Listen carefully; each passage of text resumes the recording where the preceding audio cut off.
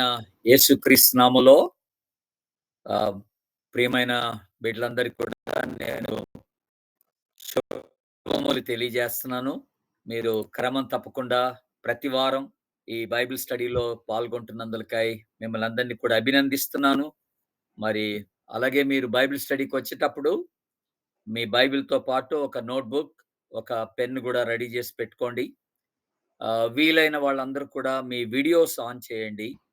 Audio మాత్రం on జేయబాకండి.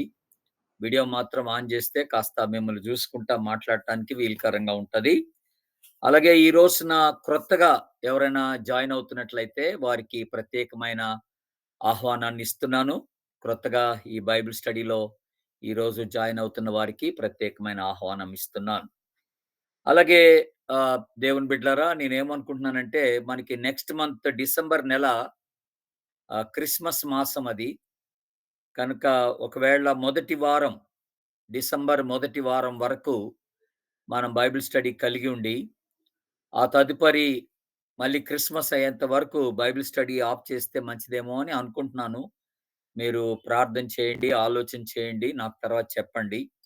ఎందుకంటే అనేక సంఘాల్లో క్రిస్మస్ కార్యక్రమాలు జరుగుతా ఉంటాయి. మరి ఎప్పుడు ఏది జరుగుతదో తెలీదు. కొంతమంది మిస్ అయిపోవచ్చు. మనము క్రిస్మస్ టైంలో ఈ బైబిల్ స్టడీస్ పెట్టుకోవడం వల్ల కొంతమంది మిస్ అయిపోవచ్చు. అందుకనే ఆ విధంగా ఒక ఆలోచన ఉంది. దాన్ని గూడా మీరు మనసులో పెట్టుకొని ప్రార్థన చేయండి.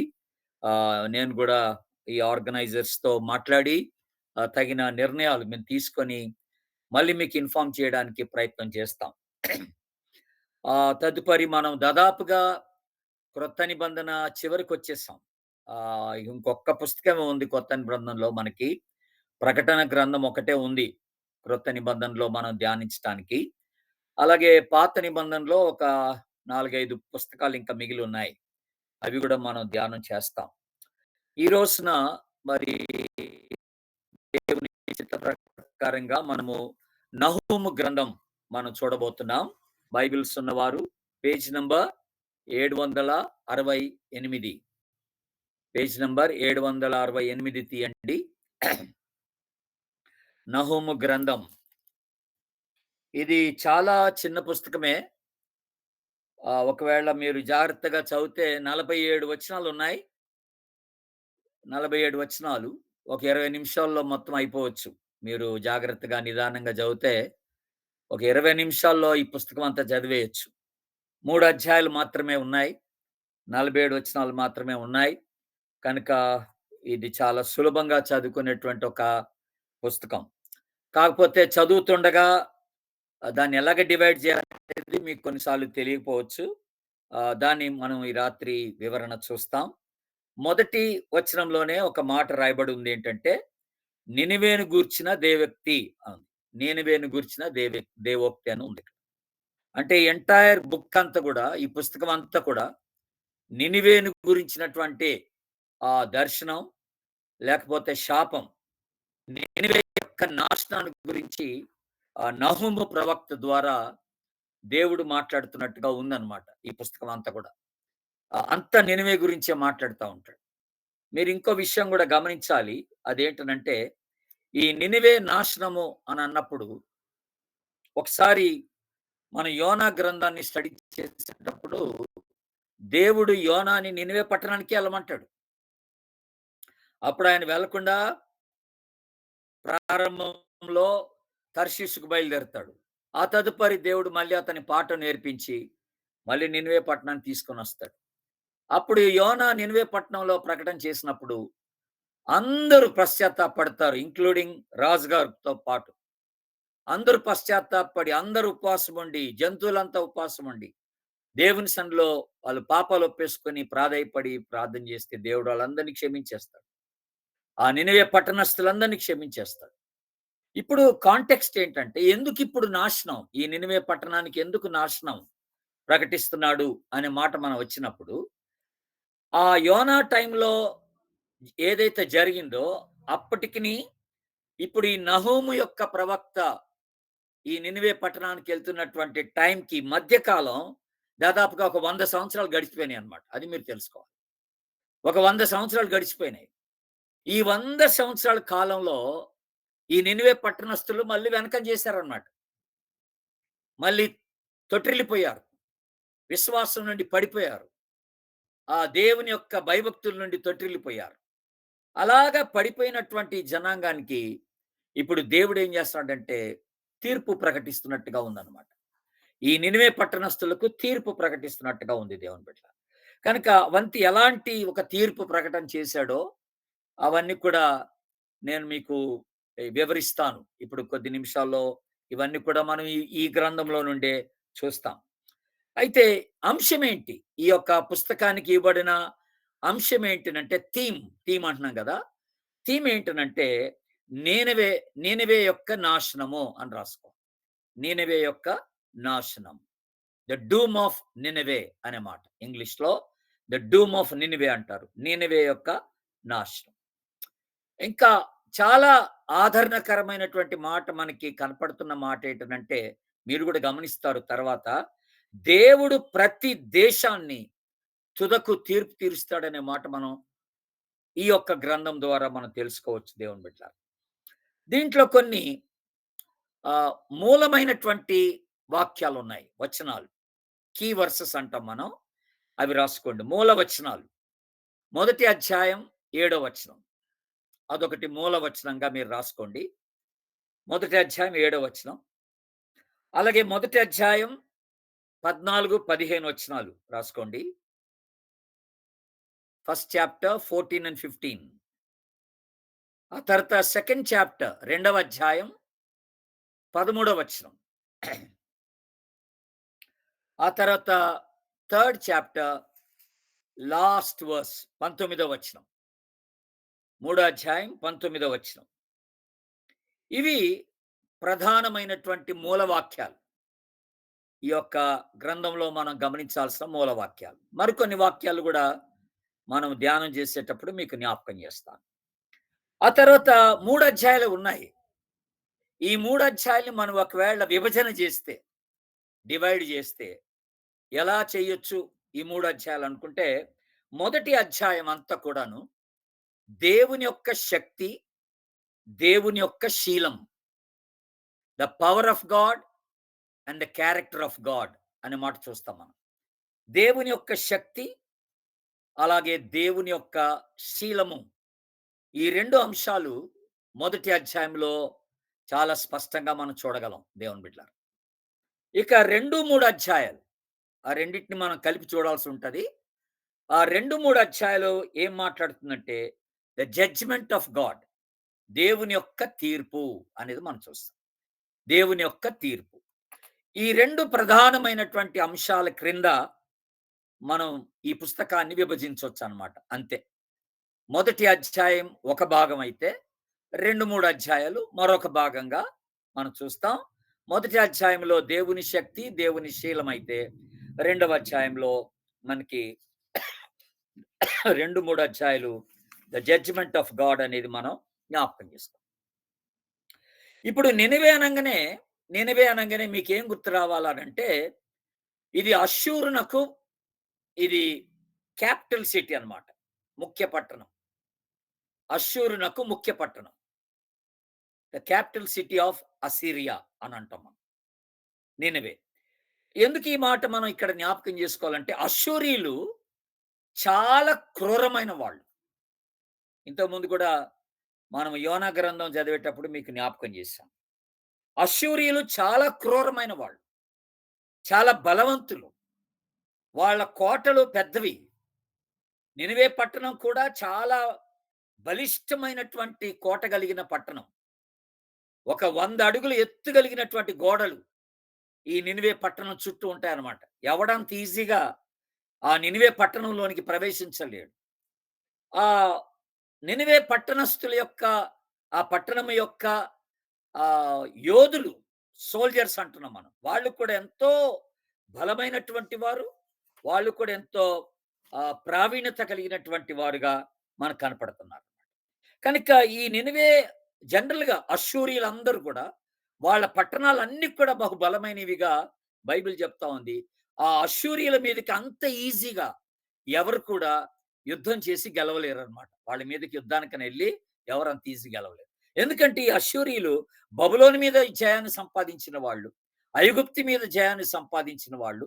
మేము మహామహులం అనుకున్నటువంటి ఆ పెద్ద పెద్ద దేశాల మీద అష్షూరీయులు విజయాన్ని సాధించినటువంటి వారుగా మనకి కనపడుతున్నారు దేవుని బిడ్డలారా. ఇప్పుడు ఇంకొక విషయాన్ని మీరు జ్ఞాపకం చేసుకోవాలి. అదేంటంటే నహూము ఈ గ్రంథాన్ని రాసి అంటే ఇక్కడ అంటే మనం ప్రవక్తగా వచ్చి ఈ నినివే పట్టణానికి ఆయన వెల్లడి చేసే టైంలో అతడు ఏ కాలంలో ఉన్నాడనంటే మనష్య కాలంలో అతడు ప్రవక్తగా నహూము ఉన్నట్టుగా చూస్తాం. అంటే యూదా రాజ్యానికి మనష్షే మనకది దక్షిణ రాజ్యంగా మనకు కనపడుతుంది. యూదా రాజ్యం, ఉత్తర రాజ్యమేమో ఇశ్రాయేల్ రాజ్యం.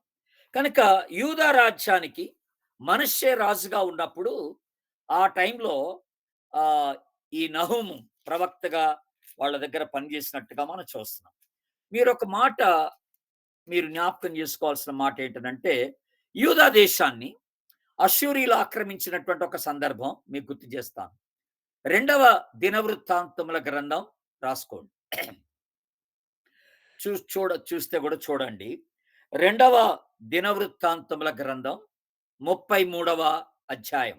Second Chronicles chapter 33 386 page number 386 33వ అధ్యాయం 10వ వచనం, 11వ వచనం, 12వ వచనం, 13వ వచనం. యెహోవా మనష్షేకు అతని జనులకు వర్తమానములు పంపినను వారి చెవియొగ్గకపోయిరి. ఈ మనష్షే బహు క్రూరమైనటువంటి రాజు, చెడ్డ రాజు. యూదా రాజ్యానికి రాజుగా ఏర్పరచబడ్డాడు. ఆ టైంలో బహు చెడ్డవాడిన మనష్షే.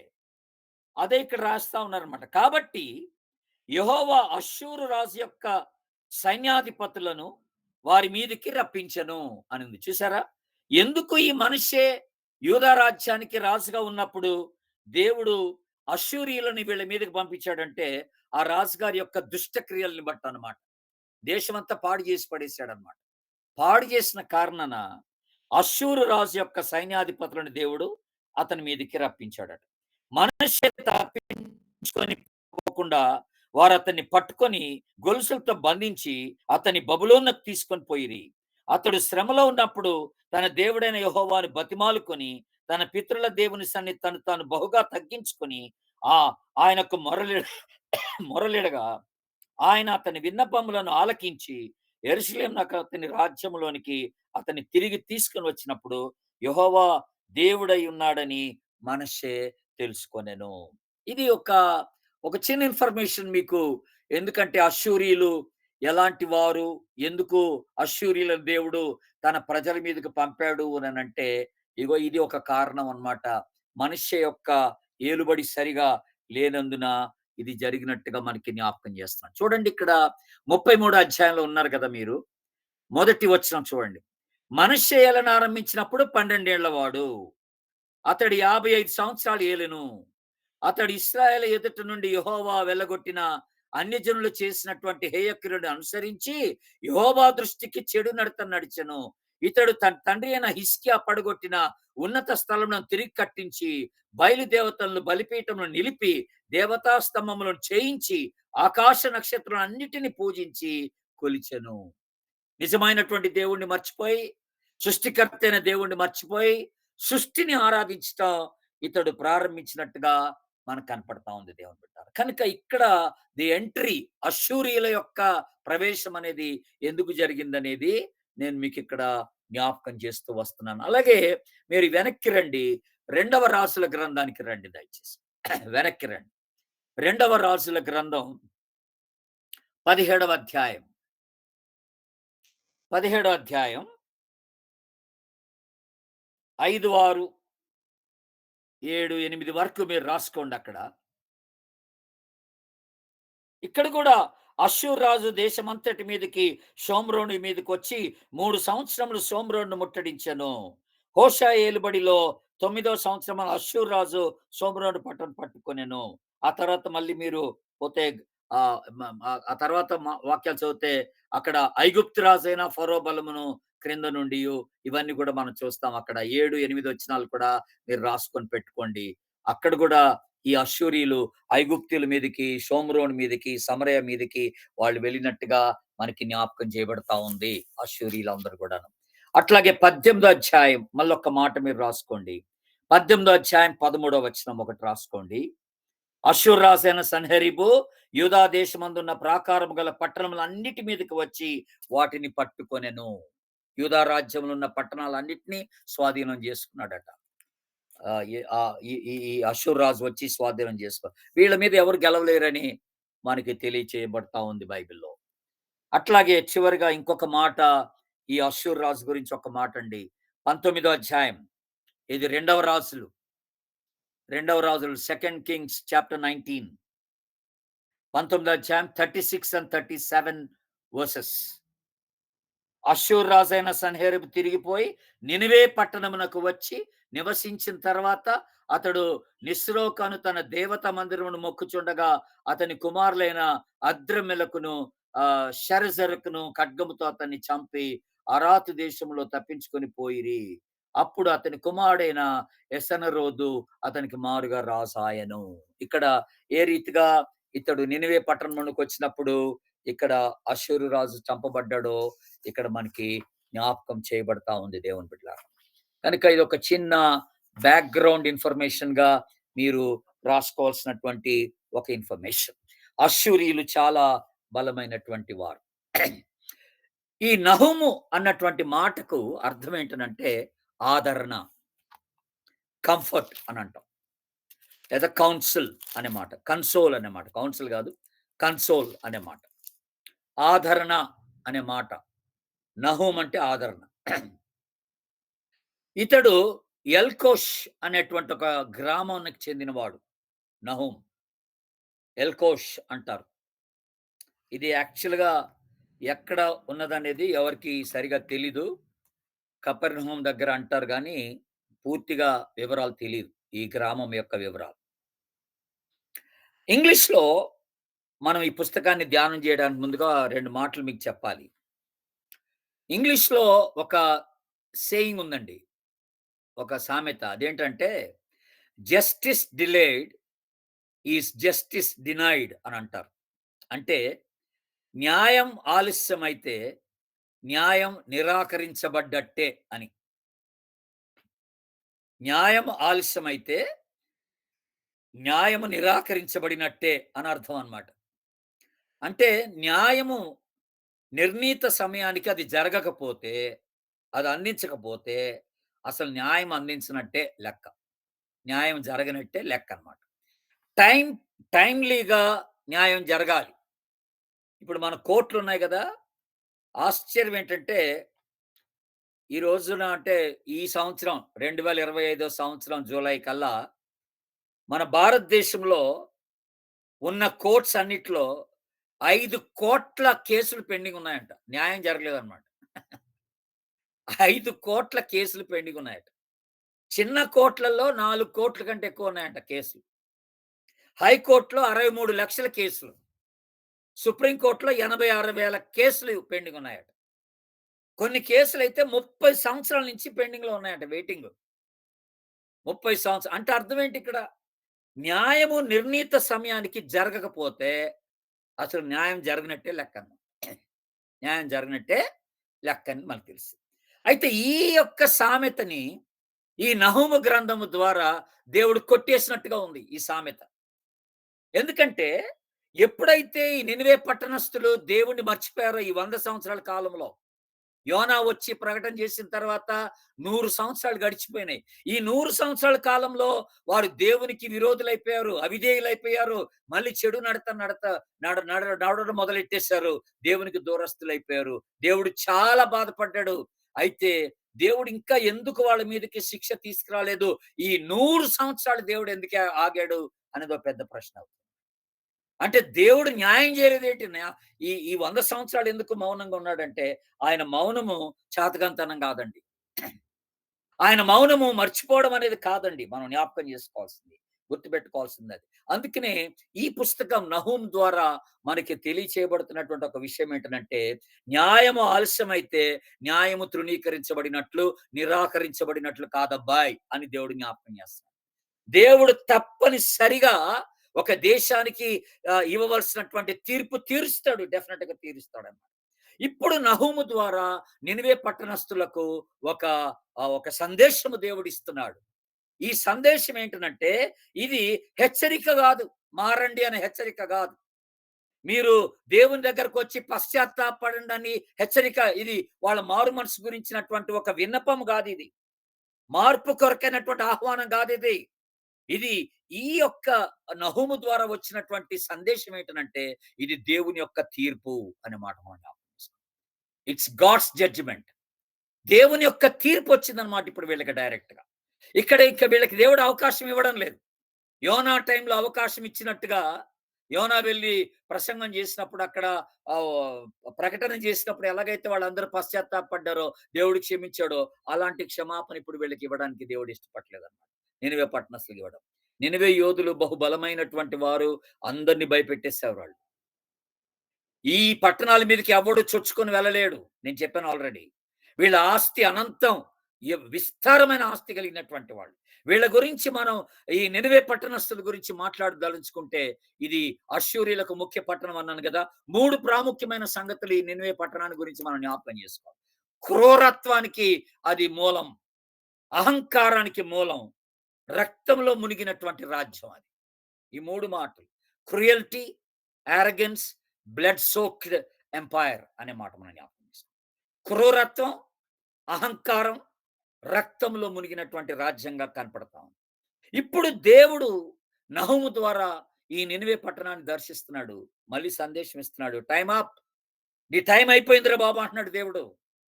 ఇంకా నీకు అవకాశం లేదంటున్నాడు. రెండవ ఛాన్స్ నీకివ్వడం అంటూ జరగదు. ఇది దేవుని యొక్క తుది తీర్పుగా వాళ్ళ మీదకొస్తున్నట్టుగా మనం చూస్తున్నాం దేవుని బిడ్డలారా. ఒకప్పుడైతే యోనా యొక్క ప్రకటన ద్వారా వాళ్ళకి అవకాశం ఇచ్చి తప్పించాడు గానీ, ఇప్పుడైతే వాళ్ళకి తప్పించుకోవడానికి ఛాన్స్ లేదు. దేవుని యొక్క ఆ కనికరం నుండి, దేవుని యొక్క ప్రేమ నుండి, దేవుని యొక్క ఆ కృప నుండి వాళ్ళు తప్పిపోయినట్టుగా మనం గమనిస్తూ ఉన్నాం దేవుని బిడ్డలారా. దేవుడు 100 సంవత్సరాలు వెయిట్ చేశాడు. వెయిట్ చేస్తున్నప్పుడు మనకనిపిస్తది, దేవుడెందుకు వెయిట్ చేస్తున్నాడురా అని. ఈరోజు కూడా మనం కొన్ని దేశాల పరిస్థితులు చూస్తే అలాగనిపిస్తది. మరి కమ్యూనిస్ట్ దేశాలు గాని, ముస్లిం దేశాలు గాని, ఎక్కడెక్కడైతే క్రైస్తవుల్ని బాగా హింసిస్తున్నారో, ఎక్కడైతే చిత్రహింస జేస్తున్నారో, మరి విశ్వాసుల్ని చంపేస్తున్నారో, సేవకుల్ని చంపేస్తున్నారో, ఆ దేశాలన్నిటిని దేవుడు ఏం చేయకుండా ఎందుకు మౌనంగున్నాడు? ఎందుకు మౌనంగున్నాడనే మాట మనకోసారి వస్తది దేవుని బిడ్డ. మౌనంగా ఉన్నాడంటే ఆయన టైం తీసుకుంటున్నాడు అంతే. ఆయన టైం తీసుకుంటున్నాడు. ఈ రోజున ఏ రాజ్యాలైతే మేము చాలా శక్తివంతం అనుకుంటున్నాయో, ఏ రాజ్యాలైతే మేము ఆస్తి కలిగిన వాళ్ళం అనుకుంటున్నారో, ఏ రాజ్యాలైతే మమ్మల్ని ఎవరు తాకలేరని we are so powerful, we are wealthy, we are untouchable అని మాట. మేము మమ్మల్ని ఎవడు తాకలేడని ఏ రాజ్యాలైతే అనుకుంటున్నాయో, వాటన్నిటికి ఒక దినం వస్తదని దేవుడు జ్ఞాపకం చేస్తున్నాడు. ఒక దేశం మార్పు చెందడానికి తృణీకరిస్తే ఏం జరుగుద్దో దేవుడు చూపిస్తున్నాడు ఇప్పుడు ఇక్కడ. ఈ నహూము ద్వారా. ఒక దేశము మార్పు చెందనప్పుడు, దేవుని ఎడల రెబెలియస్ తిరుగుబాటు చేసినప్పుడు, దేవునికి తిరుగుబాటు చేసినప్పుడు, ఆయన ఏ రీతిగా శిక్షను తీసుకొనొస్తాడో, అది ఇక్కడ నహూము గ్రంథంలో మనం చూస్తాం దేవుని బిడ్డలారా. మీకు వివరిస్తాను కొద్దిగా. ప్రజలనుకుంటున్నారు, దేవుని యొక్క సహనం ఆయన అంగీకారానికి సూచన అనుకుంటున్నారు. దేవుడు ఇష్టపడ్డాడు కాబోలు. ఆయన సహిస్తున్నాడు గదా! వెయిట్ చేస్తున్నాడు గదా! మనకనిపిస్తది కొన్నిసార్లు దేవుడెందుకు శిక్ష తీసుకురావడం లేదు కొంతమంది మీదకని. అయితే నేనింకా ఆశ్చర్యపడిందేంటంటే, నహూము అసలు ఎంత ధైర్యం కలిగినటువంటి ప్రవక్తగా ఇక్కడికొచ్చాడో కనపడుతుంది మనకి. ఎందుకంటే, అష్షూరీయుల మీదకి, నినవే పట్టణస్థుల మీదకి ఒక ప్రవక్తొచ్చి, దేవుడు నీ మీద తీర్పు తీసుకొస్తున్నాడు, నిన్ను నాశనం చేస్తున్నాడని చెప్పడం ఇది మామూలు విషయం గాదసలు. తక్షణమే ఆ ప్రవక్తని చంపిపడేస్తారాళ్ళు. ఆ రాజు చంపేస్తాడు. అంత శక్తి కలిగినటువంటి రాజ్యం అన్నమాట అష్షూరి రాజ్యం. నినివే పట్టణస్థులు కూడా అలాంటాళ్ళు. మళ్ళీ అలాంటప్పుడు దేవుని యొక్క వర్తమానం తీసుకొని ఇంత ధైర్యంగా అసలు ఆ దేశంలోకి ఎట్ట ప్రవేశించాడు నహూం అనేది ఒక పెద్ద ప్రశ్న మనకి. ఓ చిన్న గ్రామం ఎల్కోష్, ఆర్డినరీ మ్యాన్, సాధారణ వ్యక్తి, అసాధారణమైనటువంటి ఒక సందేశాన్ని ఇవ్వడానికి పంపబడ్డాడు. బట్ నహూం ఎప్పుడు భయపడలేదు. It was a message of God's justice. దేవుని యొక్క న్యాయాన్ని గురించినటువంటి తీర్పు ఇక్కడ నహూము వెల్లడి చేస్తున్నట్టుగా ఉంది దేవుని బిడ్డలారా.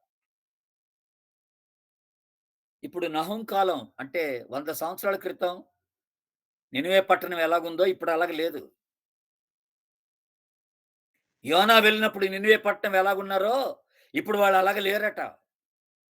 క్రూరంగా, అహంకారంతో మమ్మల్ని ఎవరు తాకలేరన్నట్టుగా, మమ్మల్ని ఎవరు ఆపలేరన్నట్టుగా తయారైపోయారు. వీళ్ళంతా తయారైపోయారు. నాశన సందేశాన్ని దేవుడిప్పుడు తీసుకొనొస్తున్నాడు. ఇది కేవలం నినివే యొక్క నాశన సందేశం మాత్రం కాదు గాని, అలాగే యూదా ప్రజల యొక్క వాళ్ళ పట్ల దేవుడు కనపరుస్తున్నటువంటి విశ్వాస్యత కూడా మనం చూస్తాం దేవుని బిడ్డలారా ఈ గ్రంథంలో. God's faithfulness towards God's people. దేవుని ప్రజల పట్ల దేవుడు కనపరిచే విశ్వాస్యత. అది గూడా చూస్తాం. అది గూడా మీకు జ్ఞాపకం చేస్తాను. ఇప్పుడు దేవుడే ఒక యోధునిగా బయలుదేరినట్టుగా ఉంది ఈ నహూము గ్రంథంలో. చాలా స్ట్రాంగ్ సందేశం. ఒక బలమైనటువంటి సందేశాన్ని తీసుకొనొస్తున్నాడు. నహూం తీసుకొనొస్తున్నాడు. మనకిక్కడ చదువుతున్నప్పుడు అర్థమవుతుందేంటంటే, దేవుని యొక్క న్యాయం ఎప్పుడు కూడా ఆలస్యం గాదని. God's justice will never be delayed. దేవుని న్యాయం ఎప్పుడు ఆలస్యం గాదు. మొదటి అధ్యాయం చూడండిప్పుడు. నహూము గ్రంథం తీయండి. 768 మొదటి అధ్యాయం మూడో వచనం. మూడో వచనం. యెహోవా దీర్ఘశాంతుడు, మహాబలము గలవాడు. ఆయన దోషులను నిర్దోషులుగా ఎంచడు. యెహోవా తుఫానులోను, సుడిగాలిలోను వచ్చువాడు. మేఘములు ఆయనకు పాదధూళిగానున్నవి అని అంటున్నాడు. ఆయనకు పాదధూళిగా ఉండేవి. ఆయన సన్నిధి తుఫాన్‌లాగా ఉంటదట. ఇప్పుడు నహూం ప్రవక్త ద్వారా దేవుడు నినివే పట్టణస్థులకు తెలియజేస్తున్నాడు. ఆయన ఇప్పుడు ఎవరనేది. మరొక ప్రక్క దేవునికున్న మరో ప్రక్కని మనకి చూపిస్తున్నాడు ఇక్కడ. 4వ వచనం. ఆయన సముద్రమును గద్దించి ఆరిపోజేయును. నదులన్నిటిని ఆయన ఎండిపోజేయును. బాషానును కర్మేలును వాడిపోవును. లెబానోను పుష్పం వాడిపోవును. ఆ పెద్ద పెద్ద పర్వతాల మీద ఉన్న చెట్లే ఎండిపోతాయట, వాడిపోతాయట. లెబానోను పర్వతం మీద ఉన్నటువంటి వాడిపోతాయట. పర్వతములు కరిగిపోతాయి. 5వ వచనంలో ఆయనకు భయపడి పర్వతములు కంపించును. కొండలు కరిగిపోవును. ఆయన ఎదుట భూమి కంపించును. లోకము అందులో నివాసులందరూ వణుకుదురు. ఇప్పుడు దేవుని యొక్క ప్రత్యక్షత డిఫరెంట్‌గా ఉందిప్పుడు. ఒకప్పుడు యోనా ద్వారా వచ్చిన ప్రత్యక్షత వేరు. జాలి, కరుణ, దయ, కటాక్షము కలిగిన దేవునిగా ఆ నినివే పట్టణస్థులకి దర్శనమిచ్చినటువంటి దేవుడు ఇప్పుడు 100 సంవత్సరాలు గడిచిన తర్వాత ఒక ఉగ్రతను చూపిస్తున్నట్టుగా ఉంది ఇక్కడ. ఒక ఉగ్రతను చూపిస్తున్నట్టుగా. ఇక్కడ ఏవేం మాట్లాడాడండి? తుఫాను, సముద్రాల గురించి మాట్లాడాడు. అరణ్యంలో పెద్ద పెద్ద వృక్షాల గురించి మాట్లాడాడు. పర్వతాల గురించి మాట్లాడాడు. వీటన్నిటిని కరిగించి, పడదోసి, పటాపంచలు చేయగలిగినటువంటి దేవుడు ఇప్పుడిక్కడ ఈ నినివే పట్టణస్థులకి ఏం చెప్తారంటే, మీరొక లెక్క అంటున్నాడనమాట. అది సంగతి. సృష్టిలో బలమైన భాగాలే కూలిపోయాయిరా బాబు! మీరొక లెక్క అంటున్నాడు. మీరు విర్రవీగిపోతున్నారు అశ్షూరీయులు మీరు. మాకు ఎవరు ఎదురు లేదన్నట్టుగా మీరు విర్రవీగిపోతున్నారు. మమ్మల్ని ఎవడు ఓడించలేనట్టుగా విర్రవీగిపోతున్నాడు. కానీ దేవుడే ఎదురు తిరిగొస్తే, దేవుడే తన ప్రజల పక్షం నిలబడి పోరాడితే, అసలు నువ్వెక్కడుంటావని మాట్లాడుతున్నాడన్నమాట ఇప్పుడు. నువ్వెక్కడుంటావని మాట్లాడుతున్నాడు. దేవుని బిడ్డలారా ఇక్కడ మనకొక మంచి ఆదరణ మాట ఇక్కడ ఏంటనంటే, ఏ రాజ్యమైనా, ఏ నాయకుడైనా, ఏ దేశమైనా ఆయన అధికారాన్ని ఎగతాళి చేస్తే వాళ్ళు నిలవలేరు. దేవుని అధికారాన్ని ఎగతాళి చేస్తే ఎవడు నిలవలేడు. గుర్తుపెట్టుకోండి. అది ఏ రాజ్యం గాని, ఏ దేశం గాని, ఏ నాయకుడు గాని. డెఫినిట్‌గా దేవుని తీర్పుకి వాడు లోనైపోవాల్సిందే. 6 వచనం చూడండి. 6 వచనం. ఆయన ఉగ్రతను సహింపగలవాడెవడు? మొదటి అధ్యాయం 6 వచనం. ఆయన కోపాగ్ని ఎదుట నిలవగలవాడెవడు? ఆయన కోపం అగ్నివలె పారును. ఆయన కొండలను కొట్టగా అవి బద్దలగును. పాపులను పాపులందరూ కూడా ఆయన ఎదుట భయపడాల్సిందే. ఆయన ఎదుట భయపడాల్సిందే. ఇక్కడ దేవుని యొక్క తీర్పు మనకి ప్రత్యక్షమవుతుంది. ఇక్కడ నిరీక్షణ లేదు వీళ్ళకి. నిరీక్షణ లేదు దేవుని బిడ్డ. ఇప్పుడు 7, 8 వచనాలు చూడండి. యెహోవా ఉత్తముడు, శ్రమ దినమందు ఆయన ఆశ్రయదుర్గము, ఆయన యందు నమ్మిక ఉంచి వారిని ఆయన ఎరుగును. ప్రళయం వలె ఆయన తన ఆ పురస్థానమును నిర్మూలం చేయును. తన శత్రువుల అధికారంలో దిగు వరకు ఆయన వారిని తరుమును. ఏడో వచనం ఏడో వచనం ఎవరికి సంబంధించిందంటే తన బిడ్డలకు, తన ప్రజలకు, యూదా రాజ్యానికి సంబంధించిన మాటది. 8వ వచనంలో వాళ్ళకి ఆదరణ కలిగిస్తున్నటువంటి మాటది. యెహోవా ఉత్తముడు, శ్రమ దినమందు ఆయన ఆశ్రయదుర్గంగా ఉంటాడు. తన ప్రజల పట్ల ఆశ్రయదుర్గంగా ఉంటాడు. ఇక్కడ 2 విషయాలు మనకి జ్ఞాపకం చేస్తున్నాడు. The destruction of the wicked and the protection of the faithful అనే మాట. దుష్టులకు నాశనం,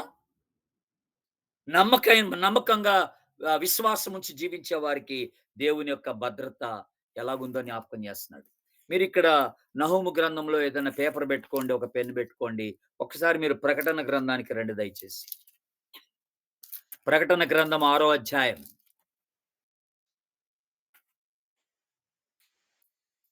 ప్రకటన గ్రంథం 6వ అధ్యాయం. చూడండి ఒక ఒక ఒక దినం వస్తది. అప్పుడు ఏం జరుగుతుందో జ్ఞాపకం చేస్తున్నాడు. దేవుని తీర్పు. 15వ వచనం. 6వ అధ్యాయం. 15, 16, 17 కలిపి ఉన్నాయి చూడండి ఒకసారి.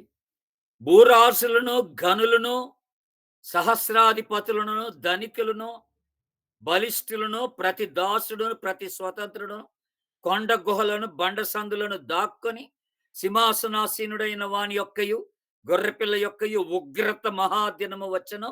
దానికి జాలిన వాడెవడు? మీరు మా మీద పడి ఆయన సన్నిధికి, గొర్రెపిల్ల ఉగ్రతకు మమ్మను మరుగు చేయుడి అని పర్వతములతోనూ బండలతోనూ చెప్పుదురు. ఏటటండి? ఏటట? రాజులు, భూరాజులు, గనులు, సహస్రాధిపతులు అందరు అధికారులంతా వణికిపోయి బండచాటం దాక్కొని మమ్మల్ని కాపాడండి, కాపాడండి, కాపాడండి. ఒక దినం వస్తదంట. దేవుని ఆ తీర్పు దినం వచ్చినప్పుడు ఇప్పుడు ఈ మాట ప్రకటన గ్రంథంలో మాట నహూము గ్రంథంలో నహూము తీసుకొచ్చిన సందేశం లాగానే ఉంది. దేవుడు ప్రతి రాజ్యానికి ఒక సమయం అంటూ పెట్టి ఉంచాడనమాట. ప్రతి దేశానికి ఒక సమయం అంటూ పెట్టి ఉంచాడు తీర్పు తీర్చడానికి. ఎవరైతే ఆయన యందు నమ్మిక ఉంచుతారో, ఎవరైతే ఆయన బిడ్డలుగా విశ్వాసం కలిగి జీవిస్తారో నమ్మకంగా, అట్టి వారికి దేవుడు ఆశ్రయదుర్గంగా ఉంటాడని ఇక్కడ జ్ఞాపకం చేస్తున్నాడు. నినివేనట కనపడకుండా తుడిచివేయబడతదంట. ఇంకెప్పటికీ కనపడదట నినివే. అది రాసాడు ఇక్కడ. చాలా బాగా రాసాడండి. నినివే గురించి మాట్లాడుతూ, ఈ నినివే అసలు కనపడకుండా మాయమైపోద్దన్నాడండి. కనపడకుండా మాయమైపోద్ది. చూడండి 14వ వచనం మొదటి అధ్యాయం. మొదటి అధ్యాయం 14వ వచనం. ఏది నహూము గ్రంథం. నీనెవే అంటున్నాడు. యెహోవా నిన్ను ఆజ్ఞ ఇచ్చినదేమనగా, నీ పేరు పెట్టుకొని వారు ఇక పుట్టకయుందురు. చూసారా? నీ దేవతాలయంలో చెక్కబడిన విగ్రహమే గాని, పోతపోసిన ప్రతిమయే గాని ఒక్కటి లేకుండా అన్నిటిని నేను నాశనం చేసేస్తాను అంటున్నాడు దేవుడు. నేను నీకు సమాధి సిద్ధపరుస్తున్నాను. నీ పేరు పెట్టుకున్నవాడు ఎవడు ఉండడంట. అంటే ఇంకా నినివే సంతానం ఉండదన్నమాట ఇంకక్కడ. మేము నినివే పట్టణస్థులం అని చెప్పుకునేవాడు ఎవడు ఉండకుండా దేవుడు తీసి పడేస్తాడు. దేవుని బిడ్డలారా ఇంకొకటి ఈ నినివే పట్టణానికి ఉన్నటువంటి ఒక గర్వకారణమైనటువంటి ఒక విషయం ఏంటనంటే, వీళ్ళ యొక్క సైనికులు బలవంతులైనా, వీళ్ళ ఆస్తి ఎక్కువున్నా, ఆహ్, అంత లోపట వీళ్ళకి అన్ని బలాలు, బలగాలు బాగున్నా, ఇంకొక వీళ్ళు చెప్పుకోదగినదేంటంటే అండి, ఈ నినివే పట్టణం చుట్టూ, ఆ ప్రాకారం చుట్టూ టైగ్రిస్ నది ఉంటదనమాట. టైగ్రిస్ నది ప్రవహిస్తూ ఆ నది దాటి రావాల ముందు. ఆ పట్టణంలో ప్రవేశించాలంటే. ఆ నది దాటొస్తేనే అప్పుడు 100 అడుగుల ఎత్తు కలిగిన గోడలెక్కి దిగాల. ఆ పట్టణంలోకి రావాలంటే శత్రువులు. 100 అడుగుల గోడలెక్కి అవతలకి దిగాలన్నమాట. ఒకప్పుడేమో ఒకప్పుడేమో వీళ్ళు బబులోన్‌ని నాశనం చేశారు. ఐగుప్తీయుల్ని నాశనం చేసి పడేశారు. పెద్ద పెద్ద రాజ్యాలనుకున్నటువంటి దేశాల్ని అష్షూరీయులు నాశనం చేసి పడేశారు. అందుకనే అష్షూరీయులంటే అందరికి భయమే. నేను లాస్ట్ టైమ్ గూడా జెప్పాను. వీళ్ళు బ్రతికుండగానే శత్రువుల యొక్క చర్మాన్ని ఒలిచేస్తారీళ్ళు అష్షూరీయులు. ఆ పుర్రెలన్నీ తీసి కట్టుకుంటారట. ఆ యొక్క ఆ పట్టణం యొక్క ఎంట్రన్స్‌లోనే పుర్రెలన్నీ కడతారట. ఎవరెవరిని చంపారో వాళ్ళన్నీ. పుర్రెలన్నీ కట్టుకుంటారట. నాలుకలు కోసి పడేస్తారట. ఇలాంటి ఒక క్రూరమైనటువంటి ప్రజలన్నమాట వీళ్ళు. అందుకని ఇక్కడేమనంటే, నీ నామము ధరించు వారసులు ఇక్కడ ఉండరన్నాడు. వారసులు ఉండరన్నాడు. విషయం ఏంటంటే దేవుని బిడ్డలారా, ఇప్పుడు దేవుని తీర్పు ఎలాగొచ్చిందంటే ఆశ్చర్యకరంగా, ఏ బబులోనైతే వీరి కింద ఓడిపోయారో, ఐగుప్తులు ఓడిపోయారో, మిగతా దేశాలు వీళ్ళ కింద ఓడిపోయారో, ఇప్పుడు ఆ దేశాల్లో ఒక 3 దేశాలు ఏకమైపోయాయి. బబులోను, మెడీస్ అంటారు. మెడీస్ అన్నటువంటి ఒక దేశం. అంటే అది ఇరాన్‌లోని ప్రజలన్నమాట. ఆ తర్వాత సిథియన్‌లంటారు. సిథియన్లు. వీళ్ళు రష్యా ప్రాంతానికి చెంది, ఉక్రెయిన్ ప్రాంతానికి చెందినటువంటి నివాసులన్నమాట. ఇప్పుడు వీళ్ళ ముగ్గురు కూడా ఈ 3 దేశాలు ఏకమైనయి.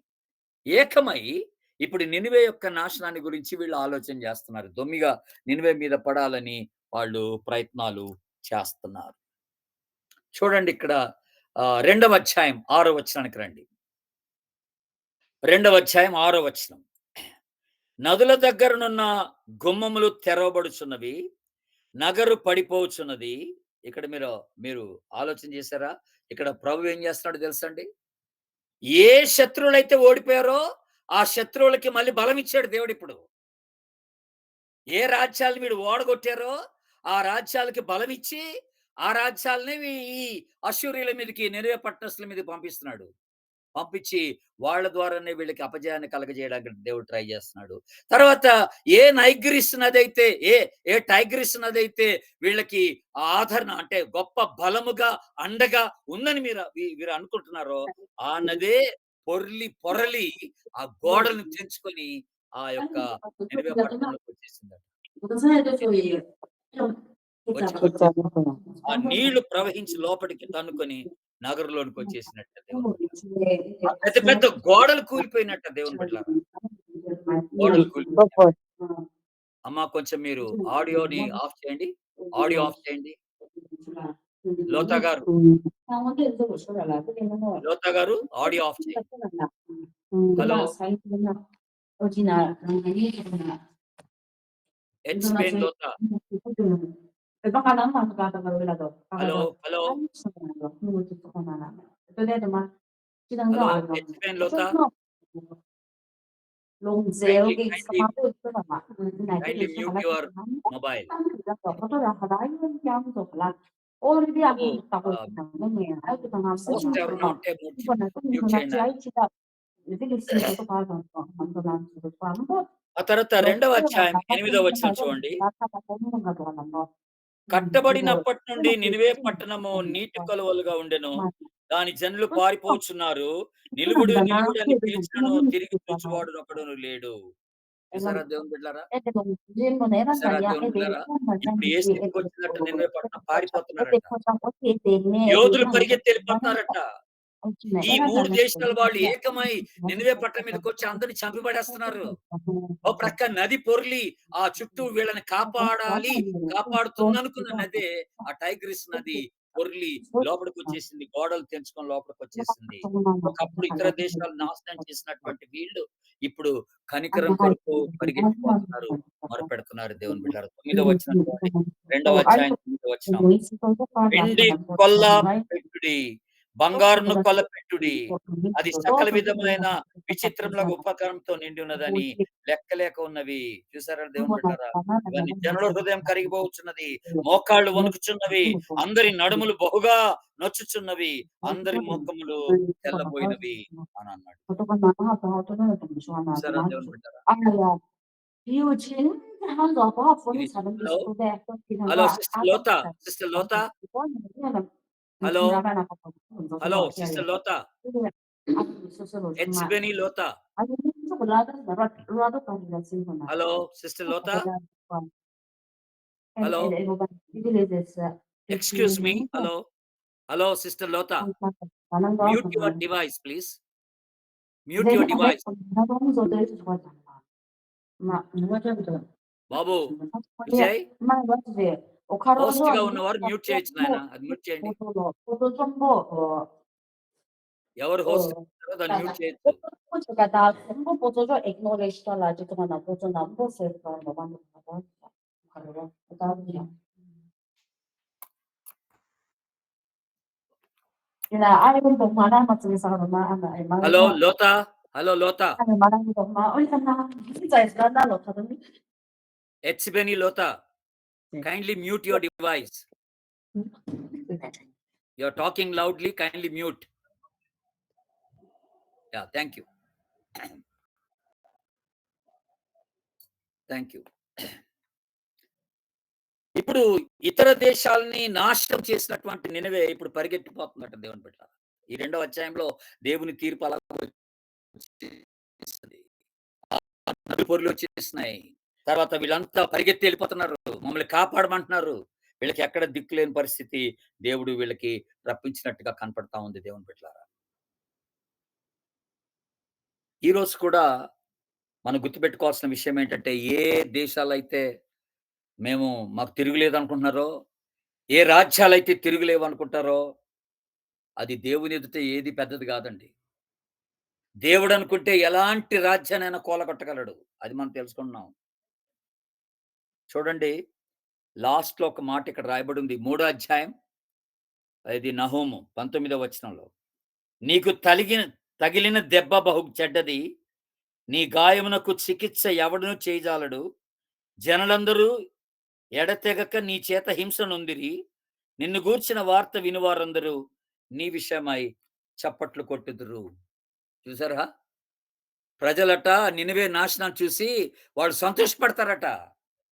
చప్పట్లు కొడతారట. ఒకప్పుడు దానికి తిరుగులేదనుకున్నారు.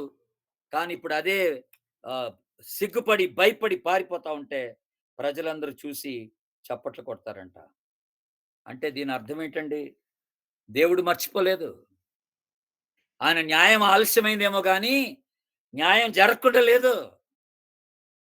న్యాయం జరగకుండా లేదని దేవుడు జ్ఞాపకం చేస్తున్నాడు. అది ఆలస్యమైనా జరిగి తీరుతుంది. ఏ దుష్టుడు కూడా శిక్షింపబడకుండా తప్పించుకోలేడు. దేవుడు చూస్తున్నాడు. దేవుడు గుర్తుపెట్టుకుంటాడు. 3వ అధ్యాయం 1వ వచనం చూడండి. నరహత్య చేసిన పట్టణమా, 3వ అధ్యాయం 1వ వచనం. నీకు శ్రమ, అది ఎడతెగక ఎర్రను పట్టుకొనుచు మోసంతోను బలాత్కారంతోను నిండి ఉన్నది. 5వ వచనం. నీవు చేసిన అధిక జారత్వమును బట్టి సైన్యములకు అధిపతియగు యెహోవా వాక్కు ఇదే, నేను నీకు విరోధినై ఉన్నాను. చూసారంటే దేవుని బిడ్డలారా, దేవుడే ఒక దేశానికి విరోధవుతే, దేవుడే ఒక రాజ్యానికి, ఒక నాయకునికి విరోధిగా నిలబడితే, ఇక ఆ దేశం, ఆ రాజ్యం, ఆ నాయకుడు ఏమైపోతాడో ఆలోచన చేసుకోండి దేవుని బిడ్డలారా. ఇప్పటికైతే తోకాడించే వాళ్ళు చాలా మంది ఉన్నారు. మన దేశ నాయకులు కూడా అలాగే ఆడిస్తున్నారు. ఎక్కడ పడితే అక్కడ మన మిషనరీలను చంపేయడం, పాస్టర్లను చంపేయడం, సేవకులను చంపేయడం, విశ్వాసులను చంపేయడం, అరాచకీయాలు ఎన్నో చేస్తున్నారు. మరి దేవుడు ఎందుకు మౌనంగా ఉన్నాడు? దానికో టైం ఇస్తాడు దేవుడు అంతే. ఆ దేశాలు, ఆ నాయకులు అందరినీ కూడా ఎక్కడెక్కడైతే ఇలాంటి అట్రాసిటీస్ జరుగుతూ ఉన్నాయో, క్రైస్తవ్యం మీద దేవుడు ఊరుకోడట. God's justice will happen. దేవుని యొక్క న్యాయం జరిగి తీరుతుందని ఇక్కడ మనకి జ్ఞాపకం చేయబడతా ఉంది. 3వ అధ్యాయం 3వ వచనం చూడండి. మూడో అధ్యాయం నహూం 3వ వచనం చూడండి దయచేసి. రౌతులు వడిగా పరిగెత్తుచున్నారు. ఖడ్గములు తళతళలాడుచున్నవి. ఈటెలు మెరయుచున్నవి. చాలా మంది హతమవుచున్నారు. చచ్చిన వారు కుప్పలు కుప్పలుగా పడి ఉన్నారు. పీనుగులు లెక్కయే లేదు. పీనుగులు కాలికి తగిలి జనులు తొట్రిల్లుచున్నారు. దేవుని యొక్క తీర్పు ఎంత భయంకరంగా ఆ పట్టణం మీదకొస్తుందో మీరు గమనించండి. ఎవడు కూడా ఈ పట్టణాన్ని చూసి ఎవడు కూడా దుఃఖించేవాడు ఉండడనమాట. అందరూ సంతోషపడతారు. కానీ ఓ పక్క ఇది జరుగుతుండగా మనం గమనించాల్సిందేంటంటే, ఇలాంటి ఒక చీకటి దృశ్యం నినివే పట్టణం మీదకి వస్తూ ఉండగా, యూదా రాజ్యానికి ఒక, ఒక సూర్యుని యొక్క ఉదయకాంతిలాగుందనమాట అది. దేవుడు వాళ్ళని జ్ఞాపకం చేసుకుంటున్నటువంటి దినంగా కనపడతా ఉంది దేవుని బిడ్డలారా. అందుకని ఇక్కడ మొదటి అధ్యాయం 7వ వచనంలో మనం ఇందాక చూసాం కదా! యెహోవా ఉత్తముడు, శ్రమ దినమందు ఆయన ఆశ్రయదుర్గంగా ఉంటాడు. ఆయనయందు నమ్మిక ఉంచిన వారిని ఆయన ఎరుగును అనే మాట మనం చూస్తున్నాం. అలాగే చూడండి ఇక్కడ మూడో అధ్యాయం నహూము 3:18లో 3:18 అష్షూరు రాజా, నీ కాపరులు నిద్రపోయిరి. నీ యొక్క ప్రధానులు పండుకొనిరి. నీ జనులు పర్వతం మీద చెదిరిపోయిరి. వారిని సమకూర్చువాడొకడును లేడు అని మాట్లాడుతున్నాడు. అసలు ఎంత దుస్థితికి వీళ్ళు దిగజారిపోయారో చూడండి దేవుని బిడ్డలారా. ఎంత దుస్థితికి దిగజారిపోయారో మీరు ఆలోచన చేయండి ఒకసారి.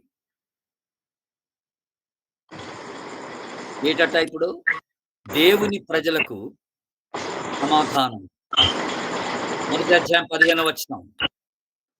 మొదటి అధ్యాయం 15వ వచనం మీరు గమనిస్తే, సువార్త ప్రకటించు పాదములు ఎంతో అవి సుందరములని మాట్లాడుతూ అక్కడ మాట అన్నాడు. అవి ఆ చక్కని మాట అన్నాడు. యూదా, నీ పండుగలను ఆచరించుము, నీ మొక్కుబడులు యెహోవాకు చెల్లించుము. వ్యర్థుడు నీ మధ్య ఇక సంచరించడు. వాడు బొత్తిగా నాశనమగును. దేవుడి యొక్క వాగ్దానం ఇది తన ప్రజల పట్ల. వ్యర్థుడు అంటే సాతానుడనమాట. వ్యర్థుడు అంటే సాతానుడనమాట. ఈ 2వ అధ్యాయంలో స్టార్టింగ్‌లో లయకర్త అన్నాడు. లయకర్త అంటే ఎవరంటే దేవుడే. లయము చేసేవాడనమాట.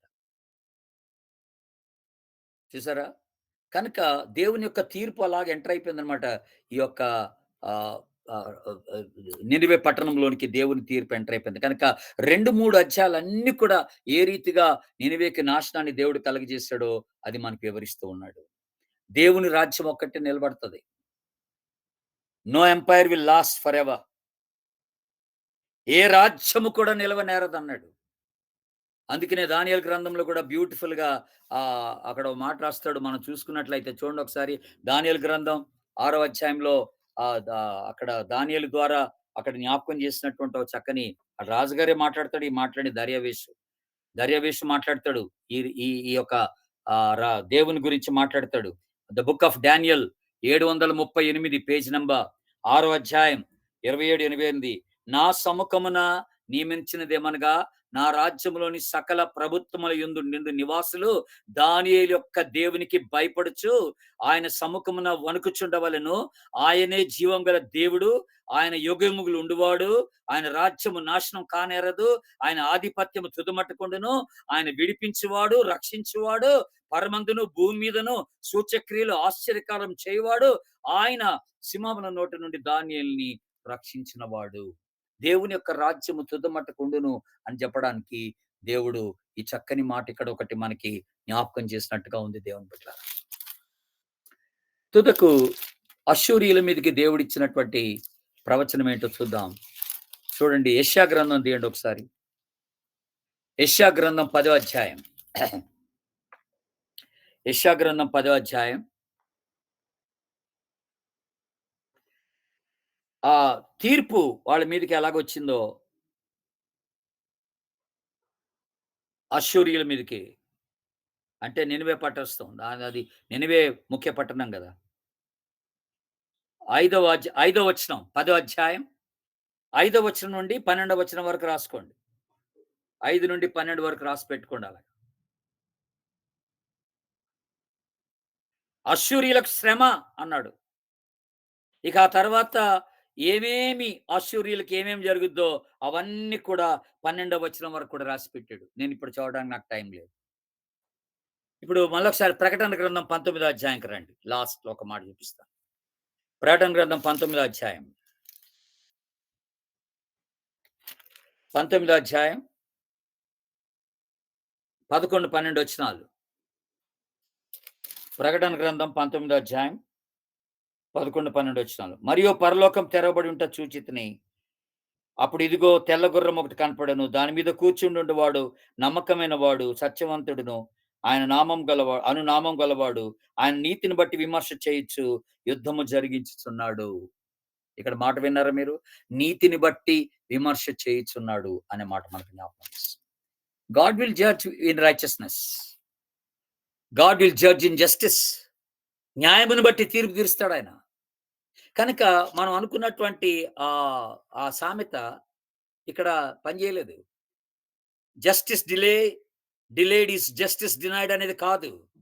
న్యాయం ఆలస్యమైతే న్యాయము ఇక నిరాకరించబడ్డట్టు అని కాదు. న్యాయము ఆలస్యమైందేమో కానీ న్యాయము జరగకుండా ఉండదు దేవుని విషయంలోనైతే.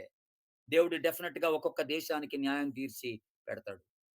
అది ఇక్కడ నినివే పట్టణస్థులకి జరిగిన దాన్ని బట్టి మనకి దేవుడు బయలుపరుస్తున్నటువంటి ఒక విషయం దేవుని బిడ్డలారా. ఈ రీతిగా ఈ పుస్తకం అంతా కూడా మనకి జ్ఞాపకం చేయబడుతున్నటువంటి విషయం. తర్వాత కొన్ని రెఫరెన్స్‌లు మనం చదవం. మీరు రాసి పెట్టుకోండి ఉట్టిగే. మీరు రెఫరెన్స్ కోసం రాసి పెట్టుకోండి. అష్షూరీయులకు దేవుడిచ్చినటువంటి శిక్ష. ఆ శిక్షకు సంబంధించినటువంటి వాగ్దానం. ఆల్రెడీ మీరు యెషయా 10 రాసుకున్నారు. యెషయా 14, 24, 24, 25 వచనాలు. Isaiah 14, 24 and 25. ఐజియా 30, 30వ అధ్యాయం 31 నుండి 33 వరకు. ఇవన్నీ అష్షూరీయుల మీదకి దేవుడు వాగ్దానం చేసినటువంటి శిక్షలన్నమాట. 31వ అధ్యాయం యెషయా 8, 9. యెహెజ్కేలు గ్రంథం ద బుక్ ఆఫ్ ఎజెకియల్ 32వ అధ్యాయం 22, 23 వచనాలు. జెఫన్యా గ్రంథం 2వ అధ్యాయం 13 నుండి 15 వరకు. జకర్యా గ్రంథం 10వ అధ్యాయం 11వ వచనం. మళ్ళొకసారి చదువుతున్నాను. యెషయా గ్రంథం 10వ అధ్యాయం 5 నుండి 12, 14 వరకు రాసుకోండి. యెషయా గ్రంథం 14వ అధ్యాయం 24, 25. యెషయా గ్రంథం 30వ అధ్యాయం 31 నుంచి 33. యెషయా గ్రంథం 31వ అధ్యాయం 8, 9. యెహెజ్కేలు 32వ అధ్యాయం 22, 23. జెఫన్యా 2వ అధ్యాయం 13 నుండి 15. జకర్యా 10వ అధ్యాయం 11వ వచనం. అట్లాగే దేవుని బిడ్డలారా, ఇంకొకటి కూడా మీరు జస్ట్ మీరు రెఫరెన్స్ కోసం ఎప్పుడైనా మీరు ధ్యానం చేయాలనుకోండి. ఎందుకంటే మనం ఇప్పుడు ఏం చూసామంటే ఇక్కడ కేవలం నినివే పట్టణం మాత్రమే కాదండి. ఏ రాజ్యమైనా, ఏ నాయకుడైనా, ఏ దేశమైనా దేవునికి విరుద్ధంగా పనిచేస్తే వాళ్ళ మీదకి దేవుని న్యాయము, దేవుని తీర్పు వస్తదనేది మనకి జ్ఞాపకం చేయబడతా ఉంది. కనుక మరి వేరే దేశాల మీదకి దేవుడు తీసుకొచ్చేటువంటి తీర్పును గురించినటువంటి వాగ్దానాలు కొన్ని ఉన్నాయి, ప్రవచనాలు కొన్ని ఉన్నాయి. ఆ ప్రవచనాలు ఎక్కడెక్కడ ఉన్నాయో మీకు చూపిస్తాను. యెషయా గ్రంథం 13వ అధ్యాయం నుండి 23వ అధ్యాయం వరకు రాసుకోండి. 13-23 చాప్టర్స్. యెషయా గ్రంథం 13 నుండి 23 అధ్యాయాలు. తర్వాత ఇర్మియా గ్రంథం 46 నుండి 51 అధ్యాయాలు. జెరిమయా చాప్టర్స్ ఫ్రమ్ 46 to 51. 46వ అధ్యాయం నుండి 51వ అధ్యాయం వరకు. ఆమోస్ గ్రంథం మొదటి 2 అధ్యాయాలు. ఓబద్యా మొదటి అధ్యాయం 1 నుంచి 21 వచనాలు. 1 నుంచి 21 వచనాలు. ఇది మనం జ్ఞాపకం పెట్టుకోవాల్సిన మాట. చివరిగా మళ్ళొకసారి ఈ చక్కని మాట చదువుకొని మనం ముగిద్దాం. ఇది నహూము గ్రంథం రండి, 3వ అధ్యాయం. నహూము గ్రంథం 3వ అధ్యాయం లాస్ట్ 2 వచనాలు. 18, 19 వచనాలు. అష్షూరు రాజా నీ కాపరులు నిద్రపోయిరి. నీ ప్రభా నీ ప్రధానులు పండుకొనిరి. నీ జనులు పర్వతం మీద చెదిరిపోయిరి. వారిని సమకూర్చువాడొకడును లేడు. నీకు తగిలిన దెబ్బ బహు చెడ్డది. నీ గాయమునకు చికిత్స ఎవడు చేయజాలడు. జనులందరూ ఎడతెగక నీ చేత హింస నొందిరి. నిన్ను గూర్చిన వార్త విని వారందరూ నీ విషయమై చప్పట్లు కొట్టుదురు. ఇంకొక భయంకరమైన తీర్పేటంటే, మొదటి అధ్యాయం 14 వచనం మీరు ఆల్రెడీ రాసుకున్నారు. నీ పేరు పెట్టుకుని వారిక పుట్టక ఎందురు. ఇక నీ సంతానం ఉండదని జెప్పేసాడు దేవుడు. అలాంటి ఒక తీర్పు ఈ నినవే పట్టణం మీదకి దేవుడు తీసుకొచ్చినట్టుగా మనం చూస్తున్నాం. ఒక 100 సంవత్సరాలు దేవుడు టైం ఇచ్చాడట ఆ దేశం మారడానికి. అసలు ఎంత గొప్ప సంగతండి. ఆ దేశం మారడానికి ఒకప్పుడు పశ్చాత్తాపపడితే దేవుడు అందరిని క్షమించేసాడు. యోనా ప్రకటన ద్వారా. ఇదే నినివే పట్టణస్థులు పశ్చాత్తాపపడితే అందరిని క్షమించేసాడు. కానీ ఈరోజు 100 సంవత్సరాల తర్వాత వాళ్ళు ఇంకా హృదయాన్ని కఠినపరుచుకొని దేవునికి దూరమైతే, దేవుని యొక్క న్యాయమైన తీర్పు ఆ పట్టణం మీదకొచ్చినట్టుగా మనం గమనిస్తున్నాం. ఇది ఈ నహూము ద్వారా వచ్చినటువంటి వర్తమానం దేవుని బిడ్డలారా. ఇది మనందరికి కూడా ఒక హెచ్చరిక ప్లస్ మనకొక ఆదరణ కూడా. ఈ రోజున ఏ ఏ దేశాలైతే ఇలాగ దేవుని పనికి వ్యతిరేకంగా ప్రవర్తిస్తూ ఉన్నాయో, ఆటన్నిటి మీద దేవుని యొక్క తీర్పు ఒక దినాన ఉంటదని దేవుడు మనకి జ్ఞాపకం చేస్తున్నాడు. దేవుడు ఈ మాటలు దీవించును గాక. Thank you.